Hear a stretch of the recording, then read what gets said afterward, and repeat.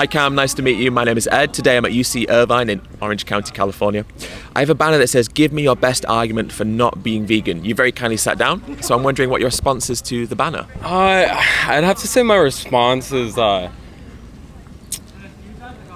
don't know, I've just grown up and I've just always been, in terms of meat, it's just, like, family makes the joke, like, I love steak, love burgers, love chicken, that's always been my type of thing. Mm-hmm. And obviously, you know, to get that, there's a lot of slaughtering and there's a lot of animals that have to go through. True. Well, on that point then, do you think that your enjoyment of those products justifies what happens to animals? Does it make it moral? No, I wouldn't talk about in terms of moral, I wouldn't. But I mean, if you look at in terms of our past and how long this has been a society, and in terms of just how I was brought up in terms of religion, like as a Christian, it's kind of a thing where they are here and these type of animals are here for our consumption. But I mean, I understand too, there's always two sides to it. And honestly, you can see the health benefits too of vegan, just going straight vegan. But I do feel like the protein and that type of stuff you get, it's like, I'm definitely really into fitness and that. And so, yeah, thanks. But I like trying to reach my protein goals. I'd say like I love chicken, and that's the type of thing that I continuously keep going for. I mean, I guess it's what you're used to as well, isn't it? You've got into the habit of thinking, well, you know, these animal products provide me with these nutrients. And so you said a few things, and we'll leave, if we kind of separate them, we can talk about religion a little bit, you know. But fundamentally, the first thing you said was about kind of, you know, we've been doing this for, you know, thousands of years, hundreds of thousands of years, really. But just the longevity of an action. Doesn't. Right, you knew where I already know. As soon as I said, I was like, okay, you can counter with it. There's a lot of bad stuff that was done for a lot of, you know, a long time and that. But in terms of food and in terms of that, it's just an action where I feel like there's a little bit of a disconnect because. I do understand in terms of it's not, it definitely is like, I'm not like heartless from like, you know, fuck it. Like I'm just going to eat this cow and you know what, that sucks. You know what I mean? But like, I'd have to say that. Well, you say that, and I don't think you're heartless by any stretch. But there is a contradiction. You know, you seem like someone who is quite morally inclined about these issues, and clearly, I think, does care. But at the same time, not enough to stop you from actually doing the, you know, the quote unquote bad thing. Which I feel like is a lot of people, you know what I mean? There's a lot of people that, like, you know, they'll post the thing on Instagram that says, you know, stop killing them, and then they'll go have a nice steak, which is like, that's the issue. Is I feel like these, like, I definitely appreciate the work and everybody has their own views, but I feel like it's something that's been ingrained and something I've grown up with, and it's really hard to just change it, because I understand too in terms of the views. It's like, well, you know, I love dogs. I would never eat a dog. Right. Well, what separates them from like a cow? You know what I mean? That's. Well, and I suppose on that point, then, why do you eat the animal? It's an obvious question, I know, but why do you eat the animals you eat, but not dogs and cats and other animals that you don't eat? Yeah, I mean, I definitely think the biggest thing is just like growing up and like that's the way that you've been shown, and that's the thing where it's like. Because I've been shown this way and because it tastes, I mean, it does taste really good, you know what I mean? So I've just continuously kept going this way. And I mean, it is really tough for me to like see, because I feel like in terms of like consciousness and this, like the animals, like, I like, you know, I don't want to just kill every animal that comes just from my consumption, but in terms of feeding people, like it definitely helps to have an animal and in terms of cow or a chicken, when, you know, they're not, I mean, necessarily the brightest in terms of, you know, like those type of animals, and it's kind of Does that make it moral? Well, if you're talking about morals kind of, society is this, you know, define moral, and like you can look in your own way. It's really what you think, you know what I mean? So well, I mean, it's interesting you said that, because as a religious person, I often find religious people would disagree and say it is what God tells us is moral or immoral. But I think you're right. Obviously, morality. I'm not Christian myself, and I don't necessarily believe that morality is an objective thing. But I do believe that we intrinsically align our morality, even if you know we don't necessarily agree with the source of it, but we align it because I think fundamentally what we perceive as being moral or immoral, almost often, or always maybe, boils down to that notion of empathy and understanding of the consequence of our actions. We recognize that something is wrong because there's a consequence to it, and we can empathize, or we can understand that that consequence is negative. And so that's why we say, well, that's wrong, that's immoral. Well, I would say that's the same type of thing that we've grown up with. And so in terms of the argument of like, eating wheat, we should stop that, I feel like the same argument could be placed in terms of our morals. It's something that's been rooted in our society and that other people pretty much came with, you shouldn't do this, you shouldn't do this. Right. And it's kind of the same thing. Those same people say, well, okay, you can eat this cow. It's on the, you know what I mean? Yeah.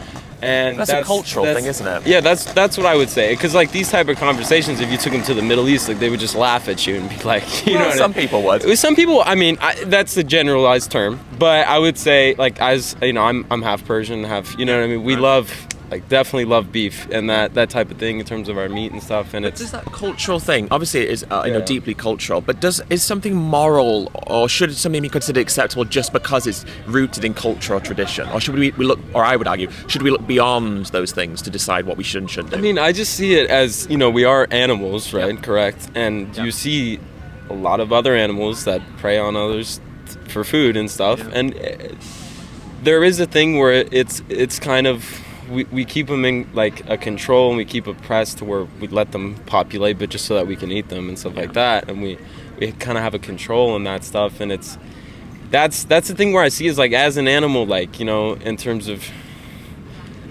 getting the best nutrients and trying to survive. I understand we could make innovations to where the plants and then now no animals are getting killed. Mm-hmm. And I think one day, we may get to that point, but I would say at this point in time, I'm still going to eat my steak.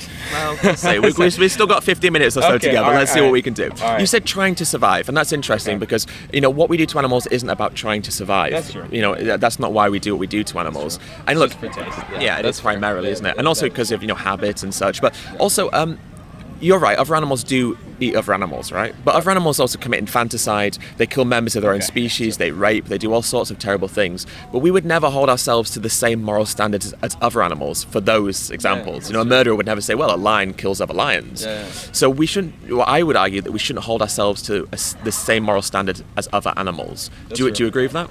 No, I would agree, and we obviously don't. It's not like there's not an animal college, like this, or there's this types of society. But I would say at the same time, we definitely as a people and a society like to enjoy this stuff that's presented in front of us, and as a result, we have really good tasting this type of stuff, steak and that type of things. And I just think at this point, it's gonna be. I definitely understand the argument that you're coming from, and I definitely think it's a legitimate argument. And it's just something like as a society, it's really hard to change because it's so grounded, and that's and that's the biggest thing, and that's where I kind of just follow along because, like I said, I definitely love meat. Like what I mean. Like I've definitely grown up just ate just steak and chicken and that type of stuff, and it's just always been a part of my life. And to come and just decide to change it because of like a moral connect, it'd be kind of harder because unless I'm looking at the cow being eaten, and for some people they love that, people go out and they go shoot a deer and then they love cooking it on their own, and that's the type of thing where it's like it's really hard to just change that. You know what I mean? That type of thing. We're talking a little bit in kind of abstract terms, societies, people. And it's easy to kind of look at abstractions in that way because it can kind of distance ourselves from the responsibility we have as individuals. But for you personally, like we kind of acknowledged at the beginning, you are aware of the things that are happening to animals, or at least fundamentally you're aware of like the fact that they're killed, the fact that they're exploited, all of this stuff. So even though it might not be happening firsthand in front of you, intellectually you're still cognitive, definitely you're still cognizant of it being the way that it is. So because you're aware of it, does that not surely mean that you have responsibility to act on that awareness? Because turning a blind eye to suffering doesn't mean the suffering stops. Definitely, because just to act like, okay, it's not in front of me, so you know what, it's fine. If I don't go out and kill it, it's still being killed. Like that's the way it's in front of me. Yeah, true. But I would say that it's definitely harder for me. Like even just to feel that empathy as in terms of just like I've said, being grown up in it and just as a habit and like as a human, that's literally how we live life, through habits. What I mean? Yeah. And so I would say, and the taste too. I've tried vegan stuff shit sucks. Some of it does. Some of it does. But some meat products suck as well. I will not lie. I haven't gone out of my way to try everything, and because it can be, it's the same with animal products. Some of it tastes great, some of it doesn't. It's the same with vegan stuff, and some of it tastes great, some of it doesn't. Take what you don't like. Leave what you don't like and take the rest. And we are creatures of habit, but we can also change our habits. That is true. We are intelligent enough, capable enough to be able to acknowledge when something needs changing and change it. It's not always easy, right? Yeah. Of course not. Yeah. But that doesn't mean it's impossible. Yeah. And because we can do something, and in this case, we can do something that reduces the harm that we cause to animals, morally speaking, surely the reduction of suffering where possible is the preferable thing to do. Yeah, okay. And to that point, so say if just everybody just went vegan, right? Yeah. And just everybody stopped in terms of, like, there's a lot of chickens in the world, there's a lot, and so just let them roam. You know what I mean? Then we would do that. Turns. Yeah. So what would your what's my proposal? Yeah. So what's the goal of just everybody going vegan? Yeah, well, look, the only reason we have all the animals we do have is because we breed them into existence. Exactly. Yep. So the shift to veganism is going to be gradual. It's not going to happen overnight. Yeah, that's true. Yeah. And so hopefully what should happen is over time, let's hope decades, maybe I'm being optimistic, but over a period of decades as we shift towards veganism, the number of animals we breed should decrease somewhat proportional to the increase of people no longer consuming these animal products. That's so true. In the future, we shouldn't really have this predicament of having billions of animals that would need releasing or killing. We would just simply not have bred them in existence because over a period of time we've reduced the number of animals that we have bred into existence. So it's just a gradual thing in that sense. Yeah, that's true. And I would actually like to kind of dive into a little different thing in terms of like the cost of just going straight vegan. I'm actually curious if it's easier for like countries that are in, that are not as well equipped as we are to support everybody going vegan in terms of that. Because obviously it's a lot easier to just kill an animal and eat it in terms of making something that's crafted vegan wise that's good for a person that can help them grow and that type of stuff. Yeah, it's easier if you have the end product, but obviously to raise an animal, to feed them, to give them water, to give them shelter is an arduous and difficult process.